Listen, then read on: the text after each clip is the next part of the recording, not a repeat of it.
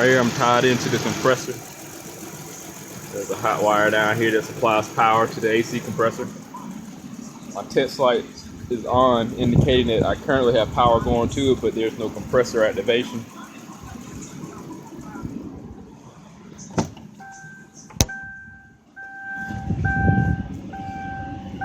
Down there you can see the light. When I deactivate the compressor, the light's gonna go off. So when I cut the compressor off, the light goes off. When I cut the compressor on, the AC button on, the light comes on. There's power going to the compressor, but there's no activity from the compressor because of either a defective clutch or well, yeah, it's gonna be a defective clutch likely. Clutch is not engaged, nor some excessive clearances.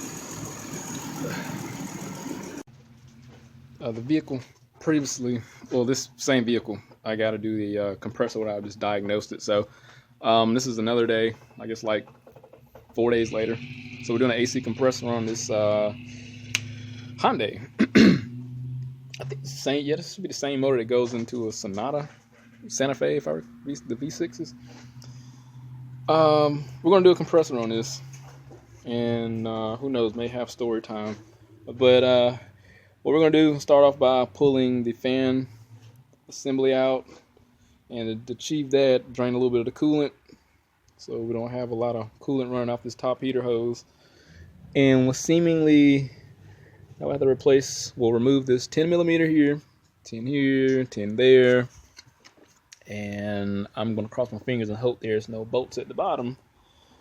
And then remove this hose, and I should be able to erect this fan assembly. So let's do that. So I got one of the fans is, these are a two-piece fan assembly. Well, they're not a fan assembly, but these are a two-piece fan setup. So I got that out on the right side of the car, and now I'm going to try to find the tensioner. But I do need to go into the bottom. Oops, I dropped stuff here. So now I need to find where the tensioner is.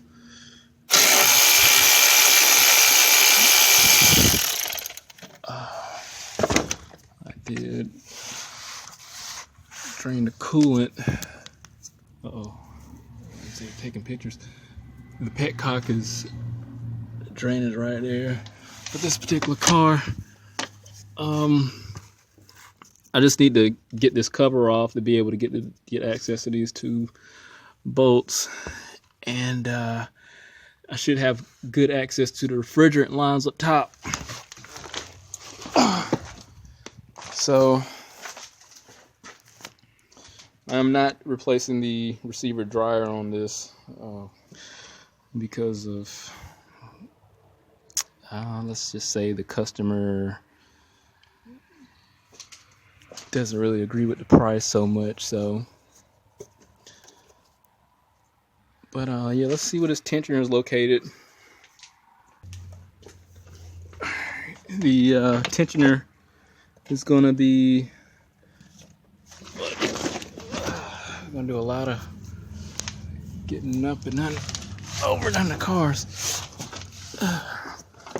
So you can see that right down to there. It's 14, and that's a 14 also, right there. Oh shucks, 14 right there. Screw that loose, belt come loose, and work on getting refrigerant lines off. These look like 12 millimeter here. Refrigerant lines are going to be tucked down in the back over there. You just follow these suction and pressure lines right here. It'll point you in the right direction. Pull both of those off, and what else? So when I get those off, I can get the Take off the lines, take off the low and high line, take off the 2 bolts up top, and that'll be able to pull the compressor out. I should be able to get it from here. I'm hoping I can get it from the bottom. I think I have more room down here. So what I wound up doing, I took the refrigerant lines off from the top here, the alternator brackets, lifted the alternator up, and I have clearance now just to pull the AC compressor out. Should be able to get it. Alright. Let me just get 2 hands down here.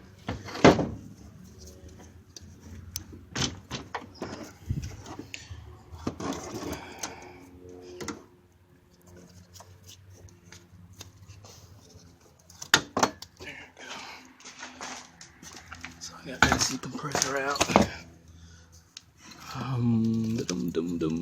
So here it is.